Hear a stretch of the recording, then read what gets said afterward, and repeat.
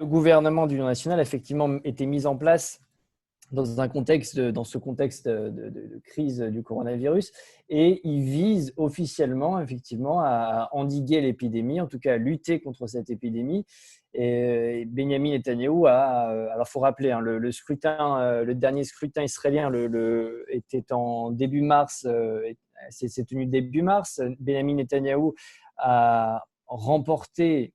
Ils ont une victoire assez surprenante. Il a fait 36 sièges sur 120. Benny Gantz, son rival de centre droit, a fait quelques sièges en moins, 32 ou 33 d'ailleurs, je ne sais plus exactement, je crois que c'est 33.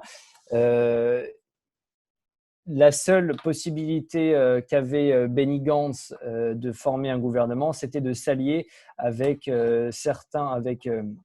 avec la Reshima Meshutefet, la liste arabe unifiée, qui comprend certains députés non fréquentables, en tout cas pour une grande majorité des Israéliens, et d'autres députés qui ne sont pas forcément beaucoup plus fréquentables, qui sont ultranationalistes russophones, du parti d'Avigdor Lieberman. Donc c'était pour Benny Gantz impossible de former un gouvernement. Il avait eu possibilité de retourner devant les électeurs, de provoquer un 4e scrutin en 1 an et demi.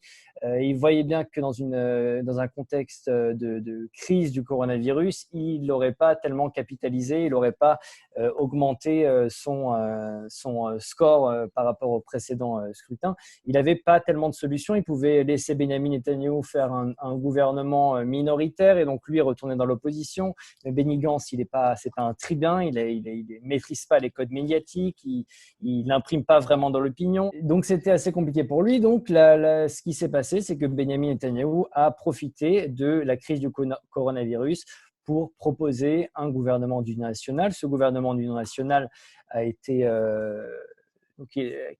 mis sur place, c'est en train d'être mis en place parce qu'il y a des lois qui doivent encore être votées à la Knesset.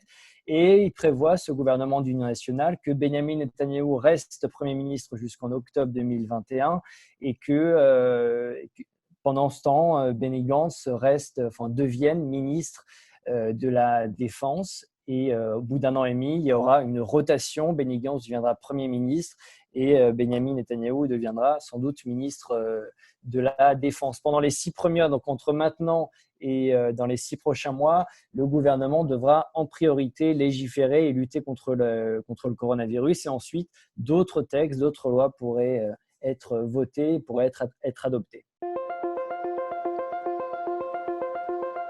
C'est effectivement une des hypothèses. Benyamin Netanyahou qui deviendrait président à partir d'octobre 2021. Il y a beaucoup d'hypothèses et effectivement, il y a beaucoup de craintes en Israël. Est-ce que Benyamin Netanyahou va effectivement laisser la place? Beaucoup en doutent. Personnellement, j'en doute aussi beaucoup. Alors, qu'est-ce qui va se passer? Pour l'instant, on sait effectivement très peu de choses. En 1 an et demi, beaucoup de choses peuvent se passer en Israël, notamment sur la scène politique. Donc, c'est pour l'instant très difficile à lire. Mais finalement, il n'y avait pas, j'allais dire, beaucoup de choix pour Benny Gantz parce que nouveau scrutin, il aurait perdu. Quand on regarde le rapport de force, il a entre 15 et 17 députés à la Knesset contre 36 pour Benyamin Netanyahou et encore plus pour le bloc de droite. Donc, il faut imaginer que cet accord, c'était un peu pour lui inespéré avec, en tout cas officiellement sur le papier, un gouvernement paritaire avec le même nombre de ministres que Benyamin Netanyahou. Donc, il n'avait pas tellement le choix. Benyamin Netanyahou a très bien joué le jeu. On verra maintenant s'il va respecter l'accord.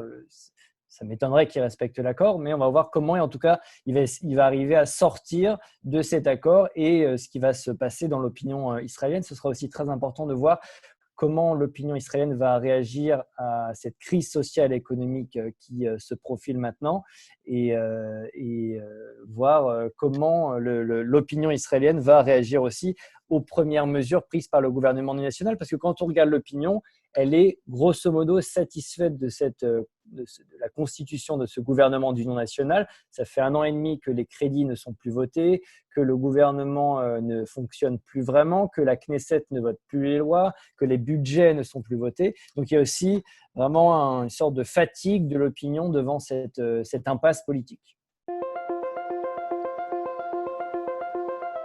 Israël est déjà en transition, est une démocratie qui est en transition depuis déjà plusieurs années, avec un changement de génération du personnel politique qui est assez lent à se dessiner.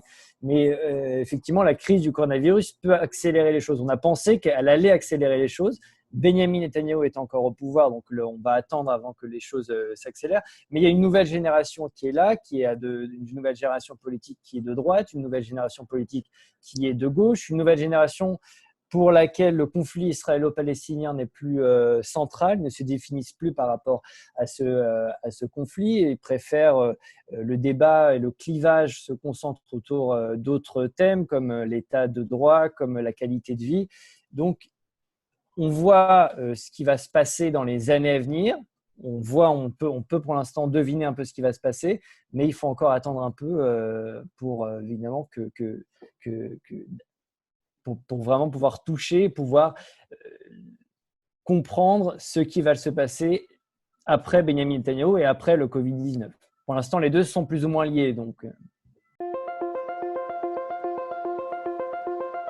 la gauche traditionnelle, le parti travailliste a fait 3 sièges sur 120 aux dernières élections.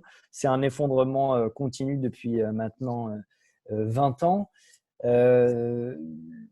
Après, il faut aussi s'entendre à voir, faut vraiment comprendre ce qu'on veut dire quand on dit gauche. Il y a gauche et gauche.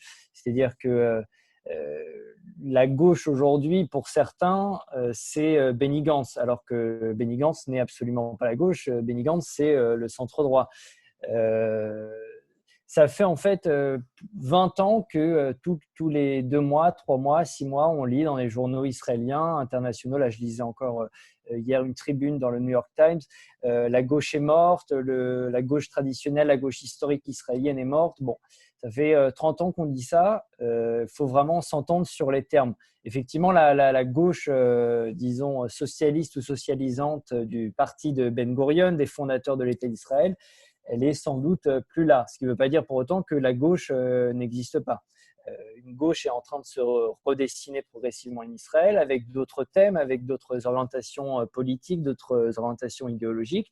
Et pour l'instant, il est vrai que le parti de Benny Gantz a aspiré en quelque sorte cette gauche, la gauche traditionnelle, la gauche ancienne. Il faut voir par exemple que ces 3 sièges, ces 3 députés du Parti du Travail vont siéger avec Benny Gantz dans le nouveau gouvernement d'union nationale. Donc Benny Gantz a complètement aspiré ce qui restait de la gauche traditionnelle.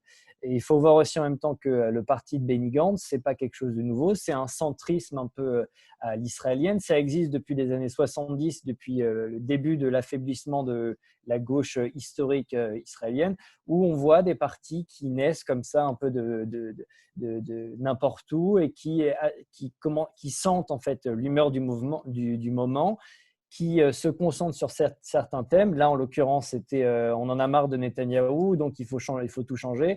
Et les Israéliens se ruent sur ces partis pendant quelques mois. Ça devient une formation à la mode. Et quelques mois, quelques années après, on n'entend plus jamais parler de ce parti. D'ailleurs, le parti de Benny Gantz s'est scindé en deux à l'occasion de ce gouvernement d'union nationale. Et sans doute que dans les mois à venir, il va encore saigner un peu plus et des députés vont partir, d'autres vont le rejoindre. Enfin voilà, c'est l'histoire d'Israël, de la politique israélienne depuis 30 ans qui se joue encore une fois devant nous.